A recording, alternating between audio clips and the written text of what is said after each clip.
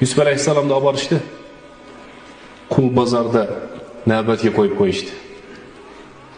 O'zi payg'ambar, eng Allohni suygan bandasi, o'sha yerdagi hammasi Alloh suygan bandalar emas, eng suyuklisi Yusuf alayhissalom. Qul bo'lib turibdi-yu.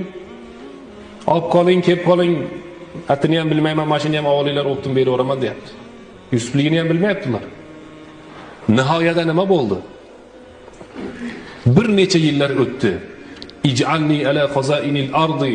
Butun yer yuziga meni podshoh qil dedi Alloh taolo. Yusuf alayhisalom podshoh qildi. Makr hiyla qilgan akalari, falonchilari, pistonchilari hammasi kelib ta'zim bajo keltirishdi. Otasi aytdi o'sha joyda, bolam, bizni mavzuyimizga tushirsak, bolam, seni taqdiring shu edi o'zi dedi. Seni oldingi ko'rgan tushingni ta'vili mana shu edi dedi. Ular quduqqa tashlaydimi, bozorga olib borib sotadimi, orqasidan gapiradimi, yo shunga o'xshagan narsa bo'ladimi? Allohning taqdiri g'olib keladi.